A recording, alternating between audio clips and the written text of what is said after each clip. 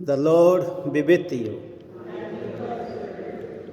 A reading from the Holy Gospel according to Mark.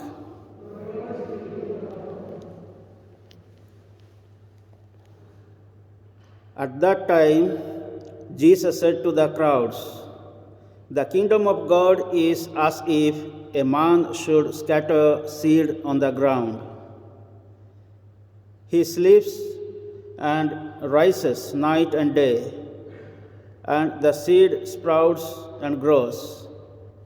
He knows not how. The earth produces by itself first the blade, then the ear, then the full grain in the ear. But when the grain is ripe, at once he puts in the sickle because the harvest has come." And he said, "With what can we compare the kingdom of God? Or what parable shall we use for it? It is like a grain of mustard seed, which, when sown on the ground, is the smallest of all the seeds on earth. Yet when it is sown, it grows up and becomes larger than all the garden plants, and puts out large branches, so that the birds of the air can make nests in its shade." With many such parables he spoke the word to them. As they were able to hear it, he did not speak to them without a parable, but privately to his own disciples he explained everything. The Gospel of the Lord.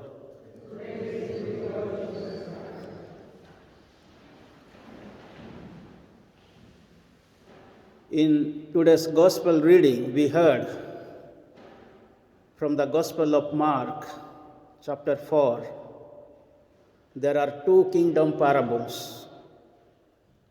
The parable of the growing seed, and the second one is the parable of the mustard seed.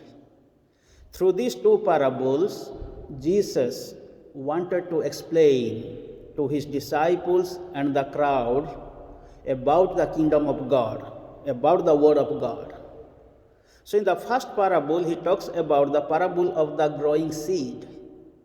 The seed is sown on the ground. Then the seed germinates, sprouts, grows, become big tree, and produces a lot of fruits, flowers, branches. So when the farmer is sowing the seed, he doesn't see the power of the seed. The seed is so small and tiny, he can't see. So there is a power inside the seed. The power is not with soil or water or any other places, but the power is within the seed. And that power is making the seed to grow and to become a big tree or plant, producing fruits. And we see the second parable, in the parable of the mustard seed, again, that is growing and becoming a large tree or plant, and the birds of the air come and take shelter there. So there is a growth, development.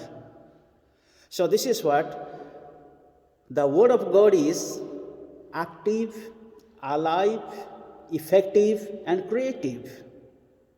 So the Word of God, in the Word of God, there is a power. So when we listen to the Word of God can change our lives, transform our lives. There is an effectiveness inside. That is what the Word of God is known as the creative Word. Let there be light, and there was light. As Jesus said, "Get up," he got up. So through the Word, God created everything. Through the Word, God is creating everything. Through His Word, He is also helping us to grow. Herod wanted to kill Jesus, and almost all the 12 disciples were killed. But what happened to the Christianity? The Christianity grew because the word comes from God, and Jesus is the word of God. So even if people wanted to kill, destroy, or hide, they cannot hide the word of God. They cannot kill the word of God because it will grow, because it comes from God.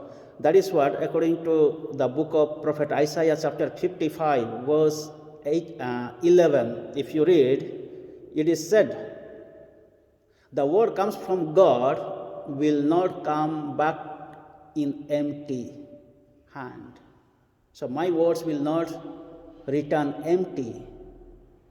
When the people will not listen, but the word has got purpose. The word of God has got purpose, aim. Once it is once it is preached, even if nobody is changing their lives, believing their lives, but there is effectiveness, at least somebody will be converted or change their lives, or it will touch their lives. So this is what the word of God is very important.